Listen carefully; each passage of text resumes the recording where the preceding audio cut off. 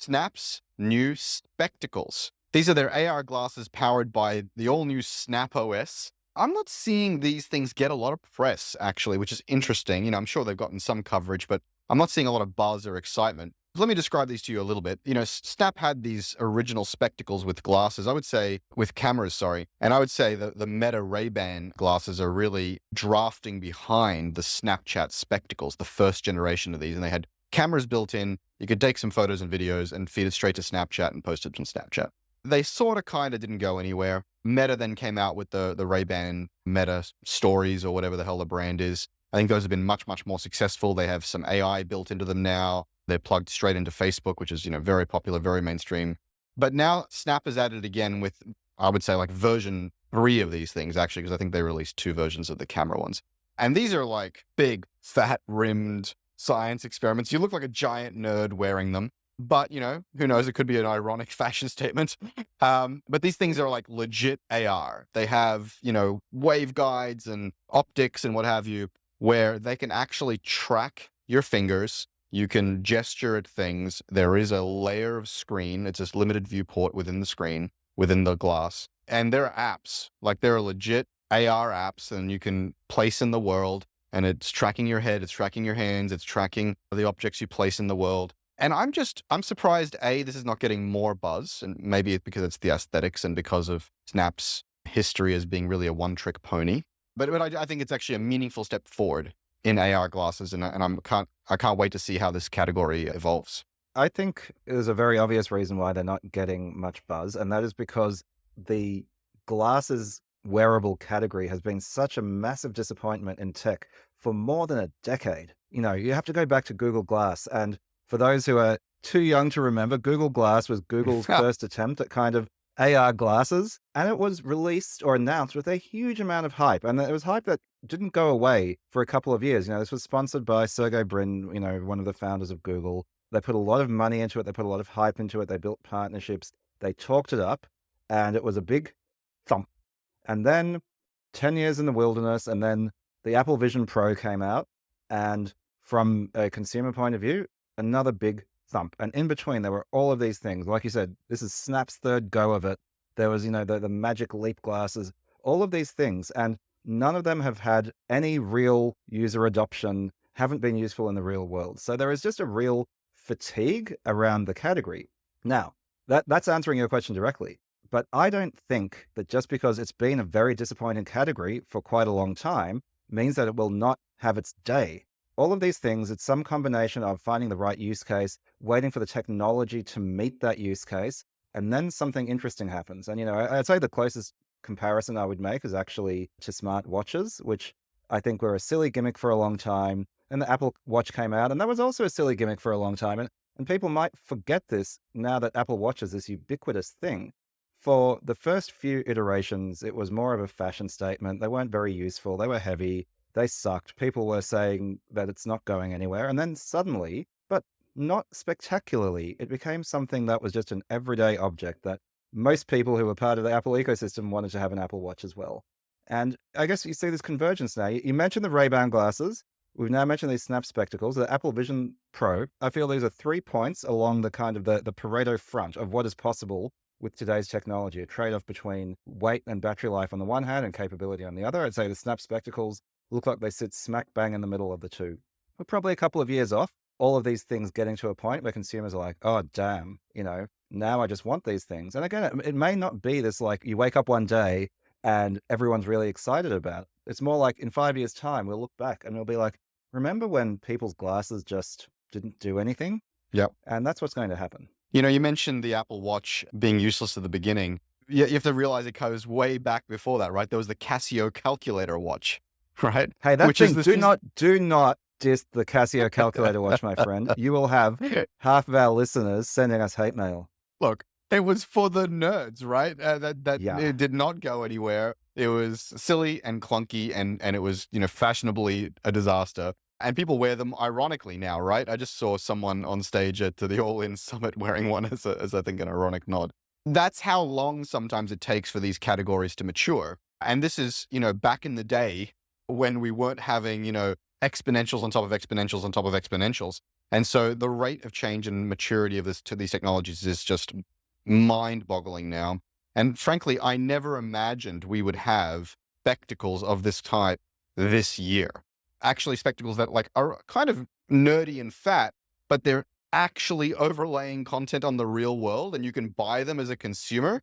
Like, holy shit, that is a huge leap forward. I agree with you. In a couple of years, let's call it 5 at the outside, there will be Ray-Ban Meta Stories form factors with overlays on the glass. And I also agree with you that the worst case scenario for this category, like the absolute worst case scenario, is if you need to wear glasses, you're in an industrialized country with just a little bit of money, they're going to be smart glasses. They're going to have Because why wouldn't something they in be? them. Why would they not be? They're going to have a speaker, they're going to have a mic, they're going to have some access to AI. They're probably, 50-50 going to have a camera. They're probably 80-20, 60-40 going to have some kind of, overlay on the glass over the next, whatever, let's call it 10 years. This is inevitable. It's like gravity, right? The only question is, will it go beyond that? And how far will it go beyond that? Will everybody be wearing some version of these glasses to augment their day? And I think for my money, I sure as hell am going to, even though I don't need to wear these as I walk around, I will probably start. And so, yeah, it's a very exciting future. As I've said on the show many times, I think it's one of the main form factors for AI, along with earbuds. That's going to be the way you interact with your AI all day. Can I just add a slight aside onto this as well? I wanted to talk about Snap as a company because I would actually kind of commend them for staying the course on this. Snap is another company whose share price has not been covered in glory. They since their IPO in 2017, they're down 64%, right? So not fabulous. But this is a well-managed company. And by the way, being down 64% and being down 96.5%, those are different worlds. That's a different order of magnitude. Snap is a company that is a big player in a world full of gigantic players, right? And so they have actually stuck to their knitting. They know what they're about. They still have massive usage among their demographic. That it's easy to go under the radar because the sort of people who invest in companies are not the demographic that uses Snap. But it is just as popular as ever among teenagers in developed countries. And they're executing really well. They know exactly where the glasses fit into their strategy, and they're going to keep trying till they get it right. I actually think this is really good discipline. So I want to disagree with you a little bit. Oh, I okay. think, I've mentioned this on the show before. This actually connects to our Silicon Valley topic from earlier. My very prejudiced perspective on the world is New York's great for fashion and finance. LA is great for media and content, and SF is great for platforms and deep tech. Snap, for me, is a quintessential LA company. They can't find their platform strategy and their deep tech strategy with two hands and a flashlight. MySpace before them is a great example. They have it. They've got lots of users. They got lots of brand affinity. People love what they love about it, but they can't seem to become a real tech and engineering company. And it was actually just a talk by Mark Zuckerberg on the Acquired podcast live on stage here at the Chase Center.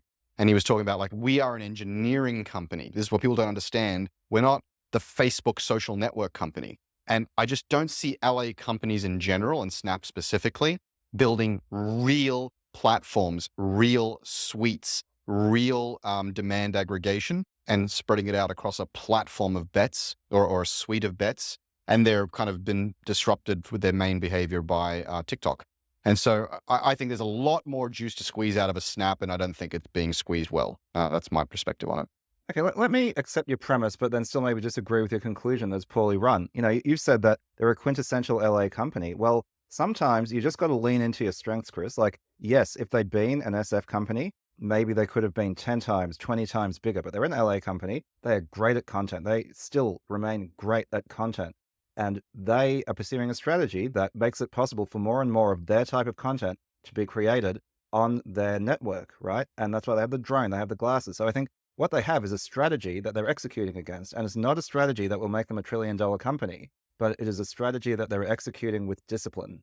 I don't have Snap spectacles from the first gen, the second gen, and I'm probably not going to get the third gen. Dude, you're I don't old. have, You're old. I don't have You're their like drone. nearly as old No, as me. my point is that You are not the target audience. there are too big a gap between each one. They're not iterating consistently. There doesn't seem to be I, for one, and I bet no other developer will, build on the Snap OS platform. It's just not going to happen. They're not serious as a platform vendor. And so, yes, they're playing to their strengths. They're a great media company. they're not a tech company in my mind. I'm sure it's a very Yeah. unpopular opinion, but listen, breaking news as we've been recording before we run out of time, Yanev. Ooh. OpenAI and Sam Altman have announced that advanced voice is rolling out to all Plus and team members, team users on ChatGPT over the course of the week. And the tweet from OpenAI says, it can say, sorry, I'm late in 50 languages. And so they're acknowledging that it's really late. But yeah, this advanced mode, if you don't remember, was the one with the basically Scarlett Johansson's voice that was not Yeah, yeah, the yeah. unauthorized Scarlett Johansson voice. It's incredible. You can interrupt it. It can laugh and joke along with you. It has a smile in its voice. It can talk faster, slower, more dramatically. It can whisper. I mean, this thing sounds goddamn amazing. I can't wait to get it. And it's just been announced as we are recording on September 24th, 11:30 a.m. Pacific Standard Time, that it is rolling out this week. So I'm excited to play with it. I can't wait. Even on Android? Maybe on Android too. No guarantees.